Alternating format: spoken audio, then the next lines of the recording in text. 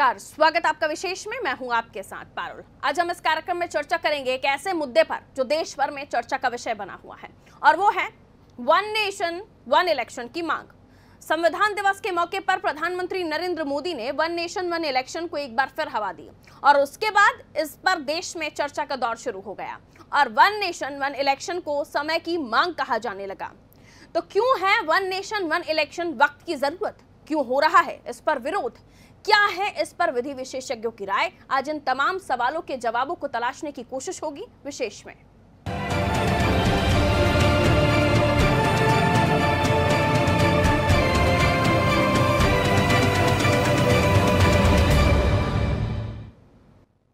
तो हम कार्यक्रम को शुरू करें उससे पहले आपको सुनवाते हैं संविधान दिवस पर प्रधानमंत्री नरेंद्र मोदी ने इस पूरे मामले को लेकर क्या कहा था, और इससे पहले संसद में उनका क्या कहना था। वन नेशन वन इलेक्शन सिर्फ एक चर्चा का विषय नहीं है, बल्कि ये भारत की जरूरत है। हर कुछ महीने में भारत में कहीं ना कहीं बड़े चुनाव हो रहे होते हैं। इससे विकास के कार्यों पर जो प्रभाव पड़ता है उसे आप सब भली भांति जानते हैं। ऐसे में वन नेशन वन इलेक्शन पर गहन अध्ययन और मंथन आवश्यक है। हम 52 से लेकर के आज तक लगातार चुनाव में रिफॉर्म होते ही रहे और होते रहने चाहिए। खुले मन से चर्चा होनी चाहिए, बंधे मन से होने की कोई जरूरत नहीं है।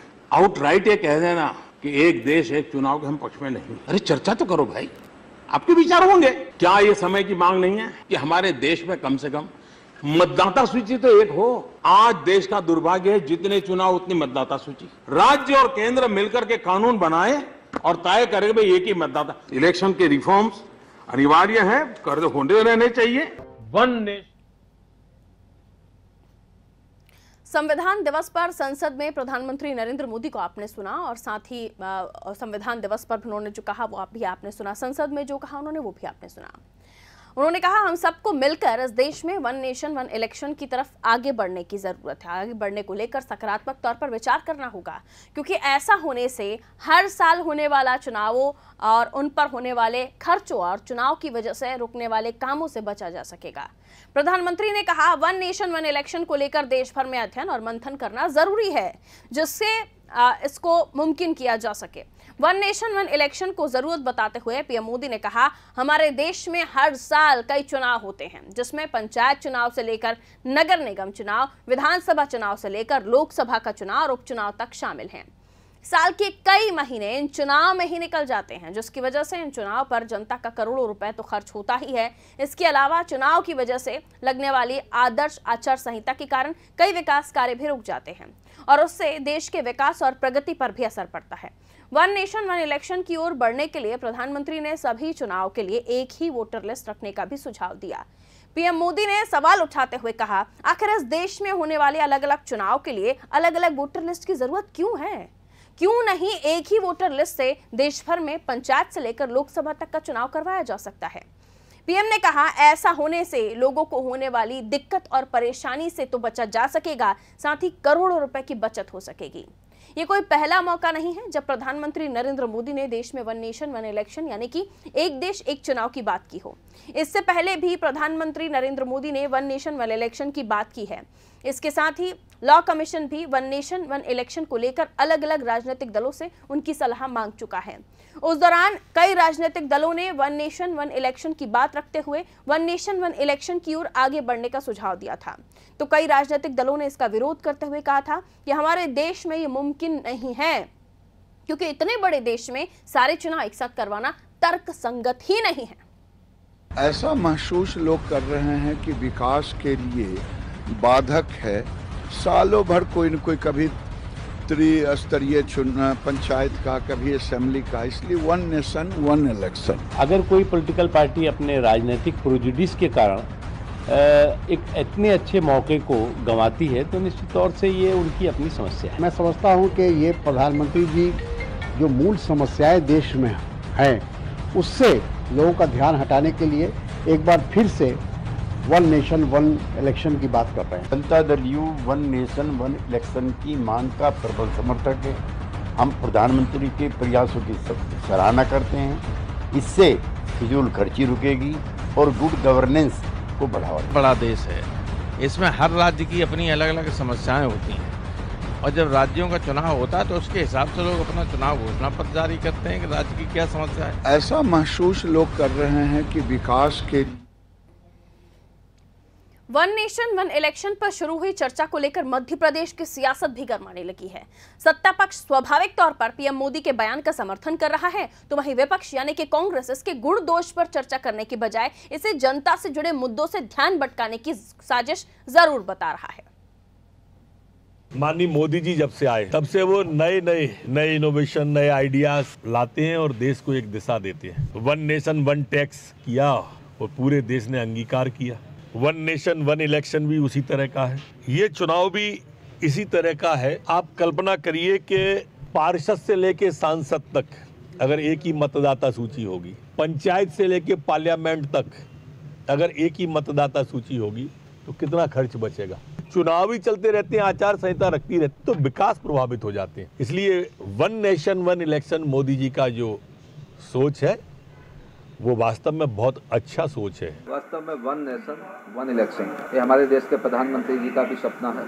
अभी हम देखते हैं कि पूरा साल जैसे अभी हम बाई इलेक्शन लड़े, वन नेशन वन इलेक्शन देश के लिए आर्थिक दृष्टि से लेके, विकास की दृष्टि से लेके, अन्य प्रकार के लॉ एंड ऑर्डर की दृष्टि से लेके, बड़ी बड़ी फौज लगती है उनकी दृष्टि से लेके, तो सबसे अच्छा सोच है। इस पर मुझे लगता है देश ने बढ़ना चाहिए।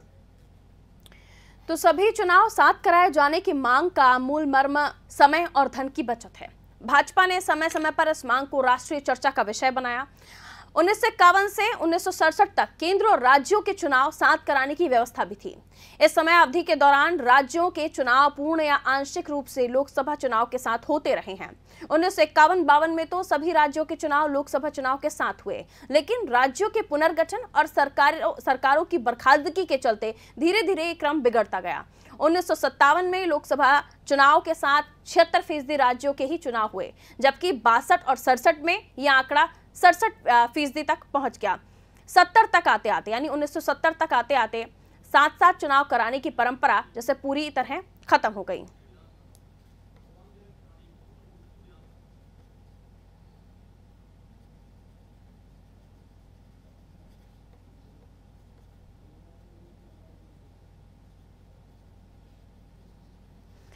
और चलिए हम कुछ ऐसी बातें जो विधि विधान के ज्ञाता जानते हैं उनसे हम और भी समझने की कोशिश करते हैं।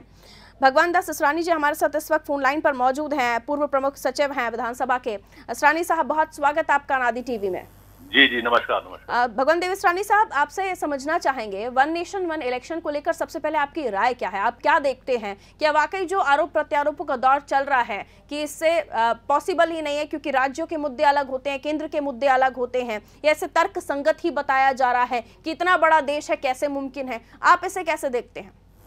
देखिए, नामुमकिन तो कुछ भी नहीं है और ऐसा भी नहीं है कि पहले नहीं हुआ है जी, पहले होते रहे। लेकिन जैसे ही संविध सरकार बनी, सरकारें टूटना शुरू हुई, संविध मध्यावधि चुनाव शुरू हुए, ये सिलसिला 67-70 के बाद टूटना शुरू हो गया जी। और अब वो सिलसिला यहाँ तक पहुंच गया है कि लोग अब खुद जा करके इस्तीफे दे रहे हैं जी, खुद जाके इस्तीफे दे रहे हैं कि साहब हमें तो अब हम तो सदस्य नहीं रहना चाहते। मतलब वो जो डिटोरियोरेशन जो हुआ है ना, वो इतना खतरनाक हुआ है, उसके कारण से ये स्थितियां हैं। अगर ये काम हो जाता है तो इससे अच्छी बात तो इस देश के लिए कुछ हो ही नहीं सकती जी। बहुत अच्छी बात है, लेकिन सवाल ये है कि इसके लिए पॉलिटिकल विल चाहिए। कहने भर से काम नहीं चलेगा। देखिए, माननीय मोदी जी भी आते आते 6 साल तो हो गए उनको ये बात कहते कहते जी।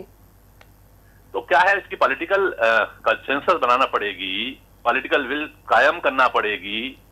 और उसमें आपके कॉन्स्टिट्यूशन में काफी अमेंडमेंट्स होना है और काफी कॉन्स्टिट्यूशन अमेंडमेंट जो इतने मेजर हैं, जिसमें स्टेट की कंसेंसस भी लगेगी, स्टेट की सहमति भी लगेगी।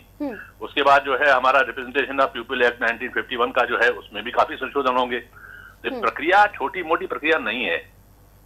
आपसी सहमति बने, आपसी विश्वास बने और फिर इसके बाद ये कॉन्स्टिट्यूशन अमेंडमेंट और जो कानूनी अमेंडमेंट हैं वो होना शुरू हो। इस प्रक्रिया में काफी टाइम लगेगा। तो अगर ये बातें हो रही, देखिए दूसरे कार्यकाल में भी माननीय प्रधानमंत्री जी ने बात कहना शुरू करी थी, लेकिन दूसरे कार्यकाल को भी लगा 1.25 साल 1.5 साल हो गया, लेकिन उसकी कोई प्रक्रिया शुरू जरा भी नहीं हुई है। अब अभी फिर पीठासीन अधिकारी सम्मेलन में उन्होंने परसों ये बात कही है। तो बात ये है कि उसको व्यवहार में लाने के लिए क्या हो रहा है जी।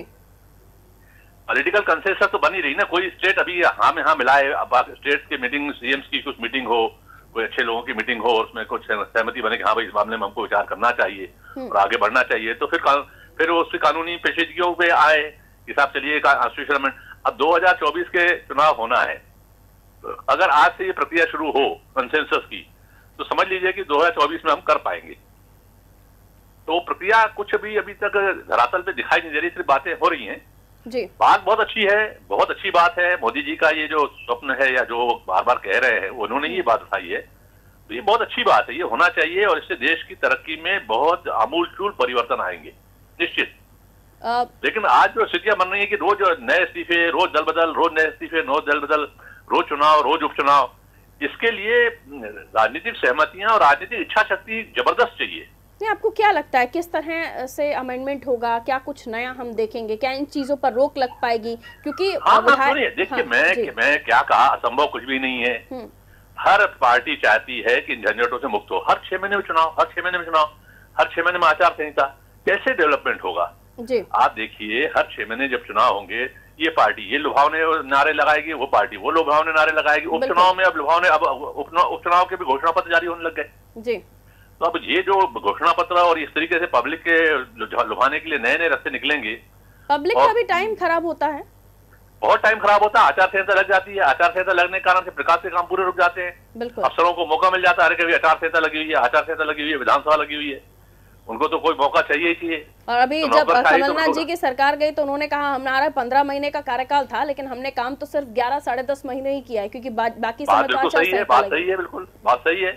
विधानसभा चुनाव आए, लोकसभा चुनाव आए, फिर ये नए चुनाव आ गए, उपचुनाव आ गए, ये जो चुनाव में उनका एक तिहाई काम टाइम निकल गया, ये बात बिल्कुल सही है। सब एक बात और कि अनुच्छेद 356 को लेकर ये कहा जाता है जब तक इसे खत्म नहीं किया जाएगा तब तक ये मुमकिन नहीं है। यानी ऐसे कई सारे अमेंडमेंट हम देखेंगे आने वाले समय में, और ऐसा नहीं है कि आपने भी कहा जैसे मुमकिन नहीं है। हमने जब धारा 370 को हटते हुए देखा है, तो ये तो फिर हो भी सकता है। कुछ भी मैंने कहा कि कुछ भी नामुमकिन नहीं है जी, नामुमकिन कुछ नहीं है, होना चाहिए। बहुत अच्छा विचार है और इसकी पॉलिटिकल कंसेंसस पहले बनेगी, फिर बाकी जो है कंसेंसस जब बन जाएगी तो कॉन्स्टिट्यूशन में अमेंडमेंट कोई बहुत बड़ी बात नहीं है।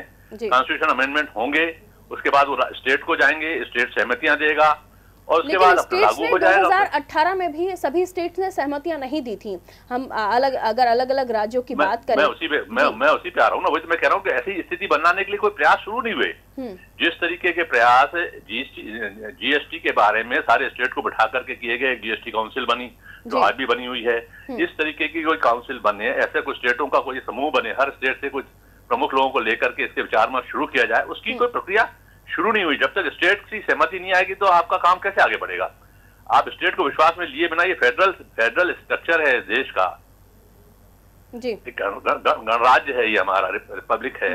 अब आप इसको जो है बिना स्टेट की सहमति से थोड़ी चला पाएंगे। स्टेट की सहमति पहले चाहिए, सहमति जैसे ही बनेगी सारा काम आसान हो जाएगा। तो पॉलिटिकल विल चाहिए, पॉलिटिकल सहमति चाहिए, राज्यों की सहमति चाहिए। इसके लिए कोई पहल अभी तक शुरू नहीं हुई है, इसलिए मैं कह रहा हूँ कि अभी तो बातें दिख रही हैं, जैसे ही ये शुरू होगा काम आसान है। देखिए, कॉन्स्टिट्यूशन में अमेंडमेंट करना, किसी धारा को समाप्त करना, किसी का आर्टिकल को कम करना या उसको संशोधित करना, ये कोई बहुत बड़ा काम नहीं है। अगर सहमतियां सभी स्टेट के सीएम से बन जाती तो बहुत बड़ा काम नहीं है, बहुत आसानी से हो जाएगा। विशेष सत्र बुला करके किया जा सकता है, ऐसी कोई बात थोड़ी है। बिल्कुल। तो सरानी साहब, आपका ये बताना है कि विशेष सत्र बुलाकर और कुछ भी मुमकिन नहीं है, करने को आएंगे, लेकिन प्रधानमंत्री नरेंद्र मोदी 6 साल से ये बात कह रहे हैं जब से ओपीएम बने हैं, और अब उनके पास 4 साल और हैं, उसमें राज्यों को भी मनाना है। जीएसटी को लेकर भी हमने देखा था कि राज्यों को मनाने में काफी समय लग गया था, आते आते काफी समय बीत गया था, लेकिन 2010 में जीएसटी चला और 2016 में 6 साल लगे थे उसको। वही मेरा वही कहना है। जब बात है कि आज आपका 4 साल बचे हैं, 4 साल से भी कम बचा है, और उसके बाद आपका 1-1.5 साल निकलेगा, फिर आप चुनावी मोड में आ जाएंगे। बिल्कुल।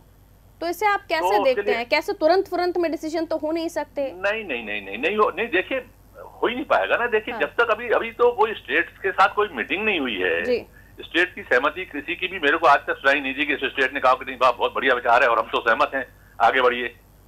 क्योंकि सरकार तो बनने आज और जब- बिगड़ने तक की बात है, तो भला स्टेट इतनी आसानी से बगैर इस चीज को समझ के और चर्चा किए कैसे इसे अमल में लाने के लिए हामी भर देंगे?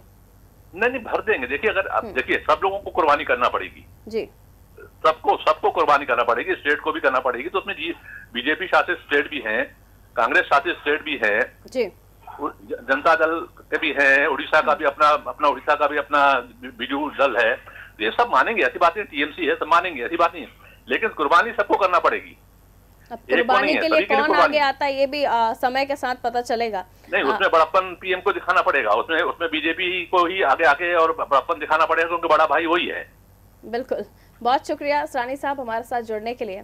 जी, तो तमाम लोगों को आगे आना पड़ेगा और इस प्रोसेस में हाथ से हाथ मिलाना पड़ेगा तमाम राज्यों को, ना केवल बीजेपी शासित राज्य, कांग्रेस शासित राज्य, अन्य जो क्षेत्रीय दल हैं उनको भी जुड़ना होगा, तब जाके इस पर अमल किया जा सकेगा। हालांकि ये अच्छा विकल्प है, अच्छी सोच है। इससे जो विकास कार्यों में अवरुद्ध पैदा होता था, रुकावट होती थी, वो भी खत्म होगा। आचार संहिता जैसा फैक्टर खत्म हो जाएगा। एक बार चुनाव होगा पूरे देश में और एक बार में चुनाव होकर वो बार बार आपको भी बूथ पर नहीं जाना पड़ेगा और सरकारों को भी अलग अलग घोषणा पत्र, अलग अलग चुनावी जुमले, अलग अलग चुनावी वादे नहीं करने पड़ेंगे। मेहनत तो भाई वो भी करते हैं ना, न जाने कितनी रैलियां, न जाने कितना समय उनका भी बर्बाद होता है। लेकिन इससे क्या कुछ बदलाव होंगे? क्योंकि ये भी आप देख रहे हैं कि कभी भी कोई भी विधायक उठकर इस्तीफा दे देता है, कभी भी कहीं की भी सरकार भंग हो जाती है। हालिया एग्जाम्पल आपने मध्य प्रदेश का ही देखा। जेपी धनापे साहब हमारे साथ इस वक्त फोन लाइन पर मौजूद हैं कांग्रेस का पक्ष रखने के लिए। धनापे साहब, बहुत स्वागत आपका नादी टीवी में। जी पारुल जी, नमस्कार। जेपी धनापे साहब, वन नेशन वन इलेक्शन, पहले तो आप इसे देखते कैसे हैं, आप मुझे ये बताएं। लगता है, लेकिन देखने में अगर आप समझेंगे जी, तो फेडरल सिस्टम है हमारे देश का। केंद्र सरकार अलग होती है, राज्यों की सरकार अलग होती है, और राज्यों की परिस्थितियां, राज्यों के चुनाव के जो मुद्दे होते हैं वो अलग होते हैं, केंद्र सरकार के अलग मुद्दे होते हैं। और फिर एक चुनाव एक साथ अगर आप कराते हैं तो पहले पूरे देश की चुनाव की, किसी का 1 साल बचा है, किसी के 4 साल बचे हैं, किसी के 6 महीने बचे हैं, तो क्या पूरे देश की सभी को एक साथ भंग करेंगे क्या? और भंग करने के बाद कानून व्यवस्था कैसे इसकी हो पाएगी? केंद्र सरकार अपने इस एजेंडे को लागू करने के पहले सुधार करे। जैसा भी आपने बताया कि मध्य प्रदेश में स्थिति होती है कि विधायक इस्तीफा दे देता है, चुनाव होते हैं, इन सबको रोका जाए। पहले इन सबको रोकने के बारे में बात की जाए। और दूसरा, एक जो चीज देश के अंदर नहीं है वो है रिकॉल। विधायकों को या सांसदों को निर्वाचित होने के बाद रिकॉल का जो अधिकार है वो आना चाहिए। और रिकॉल अगर अधिकार आ जाता है तो बहुत सी प्रॉब्लम अपने आप ही खत्म हो जाएंगी। और मैं समझता हूँ कि एक देश एक चुनाव की जो बात कर रहे हैं प्रधानमंत्री जी, वो स्वागत योग्य हो सकता है, लेकिन व्यवहारिक रूप से संभव नहीं है। व्यवहारिक रूप से यानी धरातल पर इसे पॉसिबिलिटी में लाना बहुत मुश्किल लग रहा है। बहुत मुश्किल है सर। लेकिन जैसे कहा जा रहा है कि समय बचेगा, पैसों का जो उपयोग होता था, राशि का जो खर्च होता था, जनता का पैसा, मध्य प्रदेश में तो 2 बार हो गया इस बार, तो उसका भी जो दुरुपयोग हो रहा है वो भी खत्म हो जाएगा। कहीं ना कहीं अगर इसमें स्टेट की सहमति चाहिए तो कांग्रेस शासित राज्य के इस पर सहमति देंगे? आपने पारुल जी प्रधानमंत्री जी की मंशा को शायद ढंग से ध्यान नहीं दिया। उनका ये मतलब ही नहीं है पैसा बचेगा। उनका तो कहना है कि चुनाव होते हैं हर 2 महीने में, विकास से काम रुक जाते हैं, आचार संहिता लग जाती है, विकास का काम नहीं हो पाता। इसलिए हम चाहते हैं एक साथ चुनाव हो जाए, बार बार चुनाव होने की जरूरत नहीं रहे। सवाल पैसे का नहीं है, पैसे वाली बात तो उसमें हो ही नहीं रही है। हर प्रदेश की परिस्थितियां अलग हैं, हर प्रदेश के चुनाव का एक तरीका अलग है। निश्चित रूप से कार्यकाल पूरा होना चाहिए, भंग नहीं होना चाहिए। ये सारी चीजों कर सकते हैं एक साथ, जब जिसका कार्यकाल हो तब होना चाहिए, भंग नहीं होना चाहिए। लेकिन जो विधायक चुनाव बीच में इस्तीफा देकर फिर दोबारा उसी सदन के मेंबर बनने के लिए चुनाव लड़ते हैं, उन पर भी बैन होना चाहिए। और जो सांसद और विधायक की जो ढंग से काम नहीं करते, जनता नहीं चाहती है, उनको रिकॉल करने का प्रोविजन होना चाहिए। पहले इनको लागू करें, इसके बाद उस पर आना चाहिए। ये एक प्रक्रिया, लंबी प्रक्रिया है, लंबा समय है, तो उससे पहले एक रूप तक लाने के लिए इनको इस बात ध्यान रखना होगा कि सारे राज्यों के चुनावों की तारीख एक साथ आए। इसके लिए उनको बहुत ज्यादा इंतजार करने की आवश्यकता है। यानी अगर 1 साल में किसी का कार्यकाल खत्म हो रहा है तो उसे 1 साल पहले ही उस सरकार को रिजाइन करना पड़ेगा। और अगर लेकिन जिसका 4 साल बाकी है उसका क्या होगा? बिल्कुल वही मेरा कहना है। तो भला राज्य कैसे सहमति जताएंगे, ये भी एक बड़ा सवाल है। कोई भी सरकार या कोई भी विधायक क्यों चाहेगा कि मेरा 4 साल का कार्यकाल बचा हुआ है तो मैं 1 साल पहले ही उसे इनफ करके नमस्ते करूं। सवाल ये भी है सर, ये भी कहा जा रहा है कि पहली बार नहीं है, इससे पहले भी देश में इस तरह की व्यवस्था रही है। देश में व्यवस्था इस नाम से कभी नहीं रही है। व्यवस्था पहले ये रही है, जब देश के अंदर प्रधानमंत्री श्रीमती इंदिरा गांधी थी, उस समय एक परंपराएं थी कि हर विधानसभा अपना कार्यकाल पूरा करती थी। 5 साल के कार्यकाल के बाद चुनाव होते थे। तो निश्चित से हमारे देश में जितने भी राज्य हैं आज तो 29-30 राज्य हो गए हैं, पहले कम राज्य हुआ करते थे, तो उनका बंटवारा होता था। 6 राज्यों के चुनाव अभी है, 10 के अभी हैं, 5 के अभी हैं। वो स्थिति आज भी कायम है, उसमें करने में आपत्ति का एक ही साथ तो होता है। लेकिन बीच में जो उपचुनाव होते हैं, इन पर रोक लगाए ना सरकार। तो उपचुनाव के बारे में सोचे ना, जब तक किसी की मृत्यु नहीं हो या उसका कोई दूसरी जगह पर चुनाव नहीं हो गया हो, उपचुनाव होना ही नहीं चाहिए। अगर उपचुनाव नहीं होंगे तो आचार संहिता लगेगी नहीं, काम होगा, विधानसभा अपना कार्यकाल पूरा करेंगे। ठीक है, यानी लेकिन सर इस पर भी तो किसी का रोक नहीं है, किसी का बस नहीं है। रोक लगाना चाहिए ना, प्रधानमंत्री नरेंद्र मोदी जी को ध्यान देना चाहिए कि जो आचार संहिता लगने की स्थिति निर्मित होती है क्या होती है। मध्य प्रदेश में अभी उन्होंने 22 विधायक खरीद लिए, खरीदने के बाद इस्तीफा दिला दिया। एक यही रीजन है ना धनोपे साहब, एक यही रीजन नहीं है ना। एक हम एमपी का एग्जांपल इसमें दे सकते हैं, लेकिन बाकी स्टेट्स को उसमें नहीं तोड़ सकते। अगर हम राज्यों में उपचुनाव होने की प्रक्रिया पर ही प्रतिबंध लगा देंगे, बंदिश लगा देंगे, तो निश्चित ही मान के चलिए कि इस चुनाव की जो बातें होती है ना कि विकास हर राज्य मध्य प्रदेश नहीं होता, विकास दौड़ता रहेगा, सभी जगह कोई ना कोई ऐसी स्थिति बन जाती है। मैं वही तो आपसे निवेदन कर रहा हूँ, विकास की बात कर रहे हैं, विकास अवरुद्ध होता है। अवरुद्ध क्यों होता है? क्योंकि चुनाव होते हैं। अभी आप देखिए, अभी हमने 28 चुनाव भुगते, अभी फिर 1-2 चुनाव फिर आने वाले हैं मध्य प्रदेश के अंदर। क्या है पंचायत नगर निकाय। तो कुल मिलाकर आपका ये कहना है कि इसे अगर हम धरातल पर लेकर आते हैं तो इतना मुमकिन नहीं होगा, ऐसे आसान मुमकिन नहीं है। और व्यवहारिक कठिनाइयां हैं, उनको पूरी करना चाहिए, उसे पर सुधार करना चाहिए, उपचुनाव रोकना चाहिए, इस्तीफा देकर वो व्यक्ति द्वारा चुनाव लड़ना चाहता है उसे एक पूरा रोड मैप, एक पूरी ड्राफ्टिंग करके अगर गवर्नमेंट लेकर आती है तो उसके बाद किसी तरह के मतलब ऐसे गलत तो नहीं मानते ना कांग्रेस से? अरे हम तो कभी गलत नहीं मानते, लेकिन सवाल है कि नीति और नियत 2 चीजें होती हैं। इनकी नीति दिखाने की अच्छी है, लेकिन इनकी नियत ठीक नहीं है ना। ये चाहते हैं अगर किस तरह का मैनेजमेंट होता है इनका तो पूरा ऑल ओवर इंडिया लेवल पे एक साथ हो जाएगा। अभी भी आपने देखा होगा 2019 के अंदर लोकसभा एक देश में एक बार में चुनाव होना चाहिए। चलिए वो ड्राफ्टिंग में तो वो सारी चीजें आएंगी कि वो कैसे करते हैं, क्या करते हैं, लेकिन उसके बाद एक देश में एक चुनाव हो, इसके लिए आप सहमत हैं या नहीं है? ये पक्ष भी जानना कमेटी बनाना चाहिए। It will take years together, कम से कम 10 से 20 साल का समय लग जाएगा, तब जाके स्थिति नियत में आ पाएगी, तब आप करेगा। किसी जिसका कार्यकाल 1 साल बचा है उसको आपको आगे बढ़ाना पड़ेगा, जिसके 4 साल बचे हैं उसको आपको समय देना पड़ेगा। ये सारी प्रक्रियाओं में आपको एक रूपता लाने के लिए 20 साल कम से कम चाहिए पड़ेगी। बिल्कुल, बहुत शुक्रिया धनोपे जी हमारे साथ जुड़ने के लिए। तो एक लंबा प्रोसेस है और इसको लेकर अभी फिलहाल ड्राफ्टिंग भी नहीं है, सिर्फ कहा जा रहा है कि ऐसा करना है। हालांकि ये भी सत्य है कि लाल किले की प्राचीर से जब प्रधानमंत्री नरेंद्र मोदी ने जो बात कही है और कुछ हो ना हो, वो वहां से जो कहते हैं वो जरूर करते हैं। तो वहां से जब उन्होंने हुंकार भरी तो ये बात भी कही थी, लाल किले से भी कहा था कि एक देश एक चुनाव भी होना चाहिए। तो देखते हैं अब आगे क्या होगा, क्योंकि काफी लंबे समय से इसको लेकर मांग करती रही है। लाल कृष्ण आडवाणी जी के समय, अटल बिहारी वाजपेयी जी के समय और अब प्रधानमंत्री नरेंद्र मोदी बहुत समय से 1 नेशन 1 इलेक्शन जैसी बातें, जैसे नारे जो हैं बुलंद होते रहे हैं, लेकिन धरातल पर वो कभी आ नहीं पाए। हमने जीएसटी को ही देखा, 2010 में जीएसटी को लेकर चर्चा शुरू हुई थी और 2016 तक आते आते उस पर इम्प्लीमेंट हो पाया। अब इसको तो काफी लंबे समय से हम सुन रहे हैं, ड्राफ्टिंग हुई नहीं है। हितेश वाजपेयी जी हमारे साथ इस वक्त फोन लाइन पर है बीजेपी से। हितेश वाजपेयी जी, बहुत स्वागत आपका नादी टीवी में। जी धन्यवाद सर। हम बात कर रहे हैं 1 नेशन 1 इलेक्शन को लेकर, जिसको लेकर कई टिप्पणियां हैं, लेकिन धनोपे साहब अभी हमारे साथ जुड़े तो उन्होंने कहा कि एक लंबा प्रोसेस है, एक तरीके से ड्राफ्टिंग करनी होगी और जो राज्य जिनका भी टेन्योर बाकी है, जिनका खत्म होने वाला है, उनको भी समझाना होगा। जिनका बाकी अगर 4 साल है तो उन्हें आप कैसे मनाएंगे, और उपचुनाव को खत्म करना होगा। उपचुनाव भी बार बार राज्यों में होते हैं। कई तरह की बातें कांग्रेस की तरफ से उठ रही है सर। देखिए, जब सफर करना है तो सफर की पूरी तैयारी करेंगे, उसमें क्या दिक्कत है। पर उसके तैयारियों की वजह से सफर ही नहीं करना, ये तो समझ में नहीं आया ना जी। तो हम एक इवॉल्विंग डेमोक्रेसी है, एक विकसित होते लोकतंत्र है, जिसमें चुनाव के भी हमारे अनुभव हैं। चुनाव के अधिकांश जो हमारे अनुभव है जी सर, वो नकारात्मक ज्यादा है कि चुनाव में काला धन का उपयोग होता है, चुनाव में अपराधी बड़ी संख्या में चुनाव लड़ते हैं, चुनाव में जो हार और जीत होती है उससे सिस्टम कोई बहुत इम्प्रूव नहीं हो पाता है। तो इसीलिए चुनाव सुधारों की दिशा में हमें सतत काम करते रहना होगा। ऐसा थोड़ा ना कि हम 1951 में ही रुक जाएंगे जब पहली बार हुए थे। तो अभी अनुभवों के आधार पे एक बहुत बड़ा विषय निकल कर आया है कि देश भर में अलग अलग जब चुनाव होते हैं, लोकसभा के, विधानसभा के, तो सारी मशीनरी की टैक्सिंग होती है। हमारे यहाँ ही लगभग 1.5 साल, 1.25 साल का एक टेन्योर निकलता है। मध्य प्रदेश को ही हम देखें तो वो बड़ा नुकसानदेह होता है। और यदि एक साथ चुनाव होंगे तो आचार संहिताएं एक साथ लगेंगी, चुनाव आयोग यदि एक साथ करेगा। कई देशों में एक बैलेट से 2 चुनाव होते हैं। तो मुझे लगता है कि सर कांग्रेस का ये कहना है कि ठीक है आपने मन तो बना लिया लेकिन करते करते आपको 10-20 साल लग जाएंगे, क्योंकि राज्यों की भी सहमति तो चाहिए। 2018 से प्रिपेयर कर कांग्रेस को तो कुछ करना ही नहीं है। कौन सा जीएसटी में क्या कर लिया उन्होंने? वो तो 70 साल बैठे रहेंगे, 35 से 370 लेके तो ऐसे सो रहे थे जैसे हो ही नहीं पाएगा था वो तो कांग्रेस से तो आप भूल जाइए कि कुछ हो पाएगा, तो वो तो संभव नहीं है। वो तो लेकिन सर राज्यों की सहमति भी तो जरूरी है।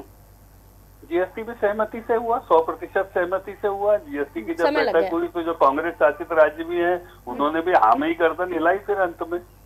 तो इसीलिए सहमति से ही फैसले होते हैं, लेकिन सहमति बनाने वाला लीडर भी तो होना चाहिए। कांग्रेस में नहीं है, ये बात सच है, लेकिन देश में अभी भी नरेंद्र मोदी हैं और हमें लगता है भारतीय जनता पार्टी का पूरा विश्वास है। 4 साल में हम वन नेशन वन इलेक्शन वाली जो प्लानिंग्स हैं उसे हम देख पाएंगे।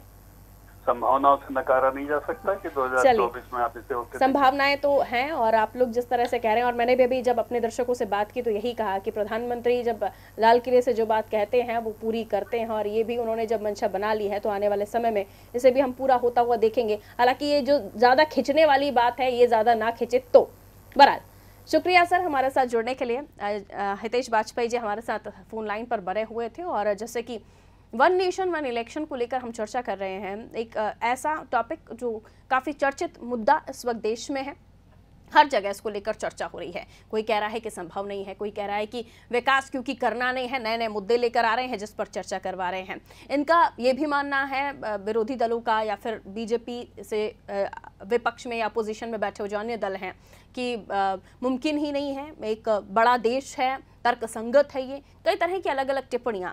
लेकिन देखने वाली बात यह है कि अगर वन नेशन वन इलेक्शन को हम देश में लागू होते हुए देखते हैं तो खर्च बढ़ेगा, टाइमिंग खराब नहीं होगी, और बार बार जो अवरुद्ध होता है आचार संहिता के लगने के बाद विकास अवरुद्ध होता है उस पर भी कहीं ना कहीं विराम लगेगा। लेकिन उसको लेकर कई सारी व्यवस्थाओं को दुरुस्त भी करना होगा। देश में बार बार चुनाव होते हैं, फिर चाहे वो पंचायत के हो, विधानसभा हो, नगरीय निकाय हो, तरह तरह के चुनाव होते हैं, और उसको लेकर सिस्टम में तंत्र को भी एक्टिव होना पड़ता है, जो दल है उन्हें भी एक्टिव होना पड़ता है, राजनेताओं को भी ध्यान उसी तरफ केंद्रित करना होता है, उन्हें अपना घोषणा पत्र भी जारी करना पड़ता है। मध्य प्रदेश का ताज़ा एग्जाम्पल है कि सरकार को बने 15 महीने भी नहीं हुए थे कि सरकार गिर गई, और उसके बाद एक बार फिर मध्य प्रदेश ने चुनाव देखा, आचार संहिता लगी, लोकसभा में आचार संहिता लगी, एक और घोषणा पत्र देखा। तो कई सारी परेशानियां होती हैं स्टेट को भी, एडमिनिस्ट्रेशन को भी, और उसके अलावा जनता को भी। तो इन सभी चीजों को दुरुस्त करने के लिए वन नेशन वन इलेक्शन का सभी लोग स्वागत तो कर रहे हैं, लेकिन उसमें कैसे मुमकिन हो पाएगा, धरातल पर कैसे उतारेंगे, इसको भी लेकर सवाल खड़े कर रहे हैं। फिलहाल मुझे दीजिए इजाजत, और खबरों के लिए आप देखते रहिए अनादि टीवी। नमस्कार।